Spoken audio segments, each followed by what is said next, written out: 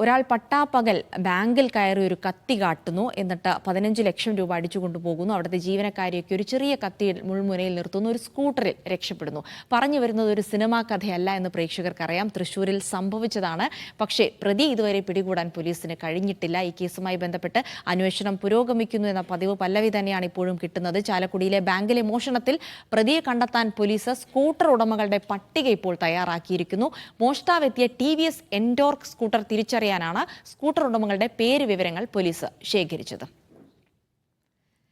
അഖിലുണ്ട് വിവരങ്ങൾ നൽകാനായി. അഖിൽ, പട്ടാപ്പകൽ നടന്ന ഒരു മോഷണത്തിൽ പോലീസ് ഇപ്പോഴും ഇരുട്ടിൽ തപ്പിക്കൊണ്ടിരിക്കുകയാണ്. ഒരു പ്രതി വന്ന് മോഷണം നടത്തിയ ഒരു സ്കൂട്ടറിൽ പണം നിറച്ച ബാഗുമായി രക്ഷപ്പെടുന്നു. എന്നാൽ പ്രതിയെക്കുറിച്ച് ഒരു വിവരവും ലഭിക്കാതിരിക്കുന്നു പോലീസ്. ഇപ്പോൾ സ്കൂട്ടർ ഉടമകളെ കേന്ദ്രീകരിച്ചുള്ള അന്വേഷണമാണ്. സ്കൂട്ടർ ഉടമകൾ എന്ന് പറയുമ്പോൾ ജില്ലയിൽ തന്നെ ഒരുപാട് ആളുകൾ ഉണ്ടാകും അത്തരത്തിൽ. അപ്പോൾ ഇതൊക്കെ വളരെ പ്രായോഗികമായ രീതിയിൽ തന്നെയാണോ അന്വേഷണം പുരോഗമിക്കുന്നത്? ഏത് രീതിയിലുള്ള വിവരങ്ങളാണ് അഖിൽ അന്വേഷണവുമായി ബന്ധപ്പെട്ട് ലഭിക്കുന്നത്?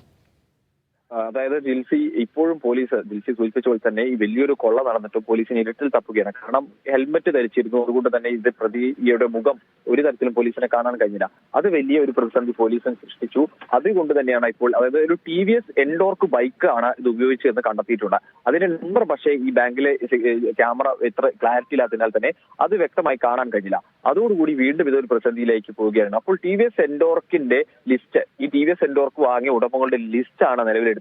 ഉടമകളുടെ ലിസ്റ്റ് എടുത്ത് കൊണ്ട് അതാണ് പരിശോധിക്കുന്നത്. പക്ഷെ അതിലൊരു പ്രശ്നമുണ്ട്. ഇത് കളവുവണ്ടിയാണെങ്കിൽ വീണ്ടും പോലീസ് പ്രതിസന്ധിയിലേക്ക് പോകും. അതോടൊപ്പം തന്നെ മറ്റ് സംസ്ഥാനങ്ങളിലേക്ക്, നിലവിൽ കേരളത്തിൽ നിന്നുള്ള ലിസ്റ്റുകളാണ് എടുക്കുന്നത്. അപ്പോൾ ഇത് സംസ്ഥാനത്തിന് പുറത്തേക്ക് പോയിട്ടുണ്ടെങ്കിൽ അവിടെ നിന്നുള്ള വണ്ടികളെ വീണ്ടും അതിലേക്ക് പോകേണ്ടി വരും. അപ്പോൾ അങ്ങനെ ഒരുപാട് സങ്കീർണതകൾ. പക്ഷേ ഇത്തരത്തിൽ ഈ ലിസ്റ്റ് എടുത്ത് പരിശോധിക്കുന്നതൊന്നും ഒരുപക്ഷെ പ്രതിയിലേക്ക് എത്താൻ കഴിയും എന്നൊരു പ്രതീക്ഷ വനംവകുപ്പിനെ ഈ പോലീസിനെ സംബന്ധിച്ചോളം ഉണ്ട് എന്നുള്ളതാണ് ഏറ്റവും പ്രധാനപ്പെട്ട കാര്യം. എന്തായാലും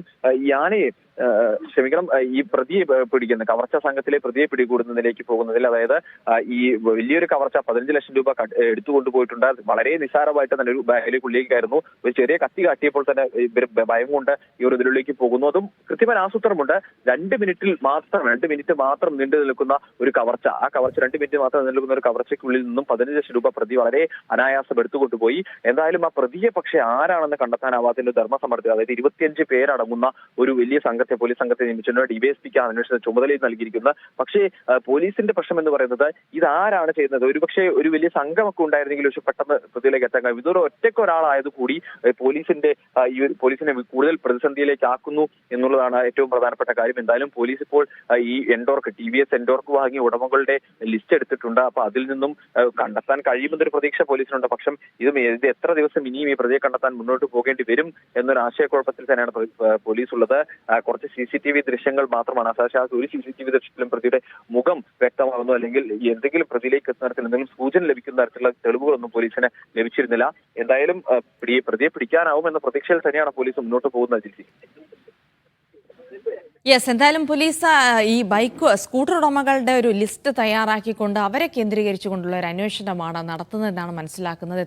എത്രത്തോളം പ്രായോഗികമായ ഒരു അന്വേഷണമാണ്, അല്ലെങ്കിൽ പോലീസിന് മറ്റെന്ത് ചെയ്യാൻ കഴിയുമെന്നുള്ളൊരു ചോദ്യം കൂടിയുണ്ട്. എന്തായാലും ആളുകളെ സംബന്ധിച്ചിടത്തോളം വളരെ ആശങ്കാജനകമായ ഒരു വാർത്ത തന്നെയാണ്. പട്ടാപ്പകൽ ഇത്തരം ഒരു മോഷണം നടത്തിയിട്ട് ദിവസങ്ങൾ പിന്നിടുമ്പോഴും പ്രതിയെക്കുറിച്ച് യാതൊരു തുമ്പും ലഭിക്കാതെ പോലീസ് ഇരുട്ടിൽ തപ്പുന്നു എന്ന് പറയുമ്പോൾ എത്രത്തോളം കാര്യക്ഷമമായി നമ്മുടെ സംവിധാനങ്ങൾ പ്രവർത്തിക്കുന്നുണ്ട്, പ്രത്യേകിച്ച് CCTV ദൃശ്യങ്ങളൊക്കെ ഒരുപാടുള്ള നാട്ടിൽ എന്തുകൊണ്ട് പ്രതിയെ കണ്ടെത്താൻ കഴിയുന്നില്ല എന്നുള്ള ചോദ്യങ്ങളൊക്കെ ഉയരുകയാണ്. എന്തായാലും നമുക്ക് കാത്തിരിക്കാം. അന്വേഷണം തുടരുന്നു എന്നുള്ള വിവരങ്ങൾ തന്നെയാണ് ലഭിക്കുന്നത്. അഖിൽ.